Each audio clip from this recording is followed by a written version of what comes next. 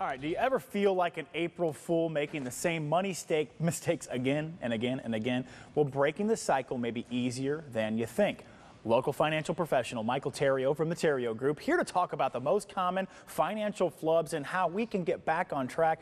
No joking around here, no April Fool's joke. No. We are telling people what they can do. Well, yeah, we want to eliminate some of those mistakes, get people on the right track and start moving forward, especially this early in the year. Yeah, absolutely. It is early in the year. Better to get it done earlier than later. You've identified 5 things that we can talk about here. So let's get to that list of the common mistakes people are making with their money. I think number 1 we have here, delayed payments. Delayed payments, you know, bad things happen to great people. So I don't want to, people come across hard times, but really a lot of times people just get in the habit of missing payments. Life gets in the way. Sure. And the problem with that is really twofold. One is that you're going to have interest and penalties that you never get back. It's just lost money, it's gone. The second problem though is if you have a credit score issue because of these late payments, it can cost you a tremendous amount of wealth in the future because you're paying higher interest rates for things that normally you could pay a much lower rate for. And that goes on your credit report. It does. It can have a major impact. All right.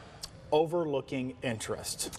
I've said it before and I'll say it again on here. I want you making interest, not paying interest. And so the big wake-up call for me is the average Floridian will spend over $227,000 of interest over their lifetime. So that's credit card debt, that's auto debt, that's mortgage debt. You know, and so when we look at debt reduction, we want to pile everything together, kind of make a game plan of attack, how to beat these things. Sometimes it's smart starting at the smallest one first, and that allows you to feel some success, take that money, put it towards other debts, and then you get to the point where you're making interest versus paying interest much quicker. Rome wasn't built in a day. That's true. That's true. Right. Number 3, same old savings. Explain that. This is a big one because I haven't seen numbers like this before, and I'm seeing it very, very solid now. But people are putting money in safe places. They're intimidated by what's going on in the economy. They don't want to end up back like they were back in 2007, 2008. So they're putting money in normal things like banks, CDs, savings accounts, which just aren't yielding money. In fact, I could argue that when you take in consideration inflation and taxation, they're actually going backwards.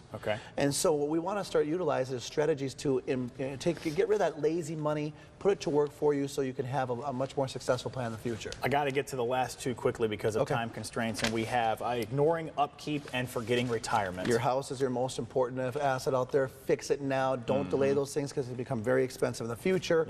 And forgetting retirement, I'll tell you what, that is the #1 thing right now. You do not want to wake up in the future saying I woulda, shoulda, coulda.